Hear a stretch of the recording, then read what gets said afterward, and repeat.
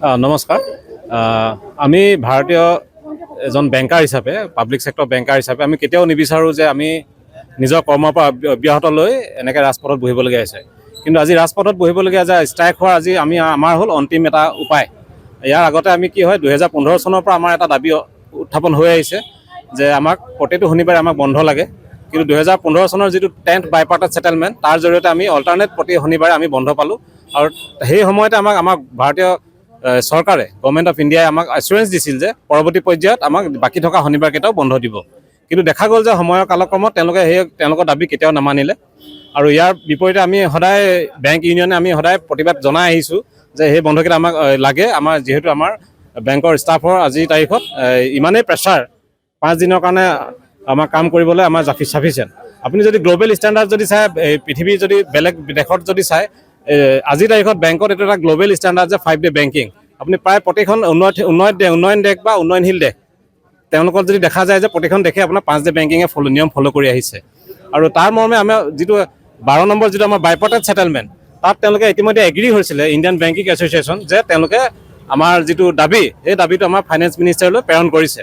কিন্তু আজি যদি দেখা গৈছে যে প্ৰায় 800 দিন প্ৰায় উকলি গৈছে, তথাপিও তেওঁলোকে সেই দাবীৰ প্ৰতি কেতিয়াও কোনো সহমত প্ৰকাশ কৰা নাই বা পিঠি দি আহিছে। আৰু তাৰ বাবে আমি পৰ্যায়ক্ৰমে আমাৰ যি আন্দোলন কাৰ্যসূচী তাৰে আমি আজি অন্তিম উপায় হিচাপে অনিচ্ছা সত্ত্বেও আমি আজি এই ধৰ্ণা কাৰ্যসূচীত বহিবলগীয়া হৈছে। ইতিমধ্যে আমি ভাৰত চৰকাৰৰ ফাইনেন্স মিনিষ্টাৰলৈ আমাৰ যি স্মাৰক পত্ৰ প্ৰতিটো বেংকৰ প্ৰতিটো শাখাই আমি প্ৰেৰণ কৰিছোঁ। আৰু আমি আশাবাদী যে ভাৰতৰ যি আমাৰ ফাইনেন্স মিনিষ্টাৰ তেওঁলোকে আমাৰ দাবীসমূহ অনতিবিলম্বে মানি ল'ব। ধন্যবাদ। আজি সকলোবিলাক নেশ্যনেলাইজ বেংক ইয়াত সমবেত হৈ আমাৰ শিৱসাগৰ ষ্টেট বেংকৰ মুখ্য কাৰ্যালয়ৰ সন্মুখত আমাৰ বেংক ছেক্টৰৰ এটা ডিমাণ্ড আছিলে যে আমাৰ প্ৰতিটো সপ্তাহতে 5 ডেজ বেংকিং হ'ব লাগে। আমি এতিয়া ছেকেণ্ড ছেটাৰডে আৰু ফ'ৰ্থ ছেটাৰডেত আমাৰ বেংক বন্ধ থাকে। বাকী আমাৰ থাৰ্ড ছেটাৰডে আৰু ফাৰ্ষ্ট ছেটাৰডে আমাৰ কেতিয়াবা হয়তো 5টা শনিবাৰ যদি পৰে 5th ছেটাৰডেও আমাৰ বেংক খোলা থাকে। তো এইটো আমাৰ 2015 চনৰ পৰা বেংকৰ এছ'চিয়েশ্যনৰ ডিমাণ্ড আছে যে আমাৰ 5 ডেজ বেংকিং হ'ব লাগে।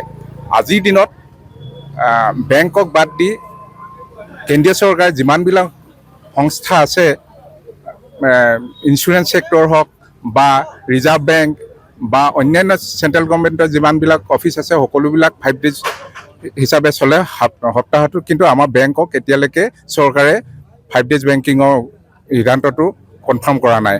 এইটোৱে আমাৰ দাবী। আমি বেংক এছ'চিয়েশ্যনে এইটো আজি 2015 চনৰ পৰা ডিমাণ্ড কৰি আছোঁ। চৰকাৰক আমি সময়ে মেমৰেণ্ডাম দি আছোঁ, কিন্তু এতিয়ালৈকে আমাৰ 5 ডেজ বেংকিংটো চৰকাৰে কৈ দিয়া নাই। গতিকে আমাৰ এইটো এটা তীব্ৰ দাবী আছে যে অতি জল্দি আমাৰ 5 ডেজ বেংকিংটো হ'ব লাগে। ইমানকে কৈ মই